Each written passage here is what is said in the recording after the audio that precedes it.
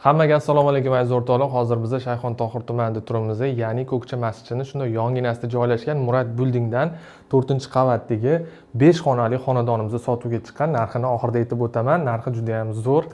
Uyimizning ham holati juda ham zo'r. Bu uyda eslatib o'taman. Ozgina muddat yashashgan, lekin hozir holati juda ham ideal holatda turibdi. Xo'p, tanishtirishni boshlayman. Bu yoq mana podyezddan kirish qismimiz, eshigimiz bo'ladi. Bu yoqqa 2 kishilik besetka qo'yilgan, stol, stul va mana bu yerda chiroyli kartinalarimiz bor, soatlarimiz va mana bu yerda alohida shkoflari, garderobli shkofli qilingan. Xo'p, kirganimizda chap qo'lda bizning kuxnyamiz bor, ko'rsanglar bo'ladi. Katta yaxshi LG xolodilniklar qo'yilgan. Bitta kofe mashinani olib chiqib ketishar ekan, qolgan hamma texnikalari joy-joyida qolar ekan, aziz o'rtoqlar. Ko'rsanglar bo'ladi, hamma narsasi, hamma sharoiti bor. Va bizani bu yoqda mana besetka, ya'ni mehmonxonamiz bor. Kichkinagina bu yerda nonushta, obed, ujinlarni qilish uchun joy qilingan. Yumshoq mebellari bor, konditsioner va kattagina chiroyli qilib kartinalar chizib qo'yilgan. Bu yoqda bo'lsa LG televizorlarimiz bor, komodlari bilan qilib qo'yilgan o'rtoqlar. Xo'p.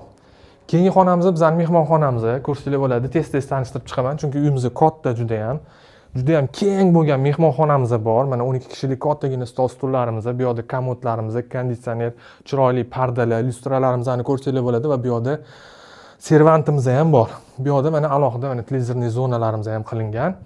Bu yoqdagi hamma narsalar qoladi o'rtoqlar.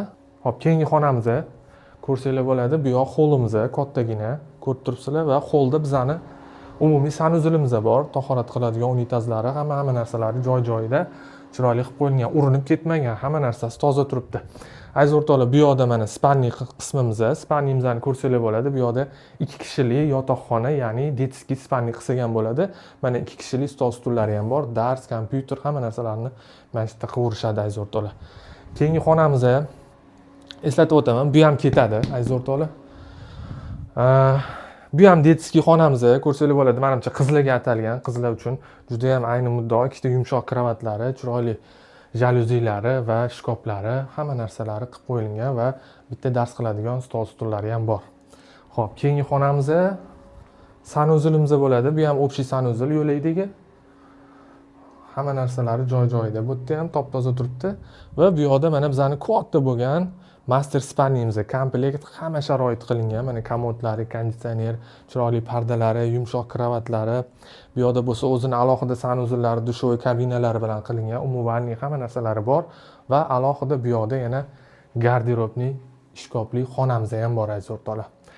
Aziz o'rtoqlar, uyimizdan narxiga keladigan bo'lsa, 300 ming AQSh dollarida kelib ko'rsanglar, yana chiroyli narxda baraka qilib yuboramiz. Shoshilib qolinglar. Sizlar bilan Nodir uylar bo'ldi. Ko'rishguncha.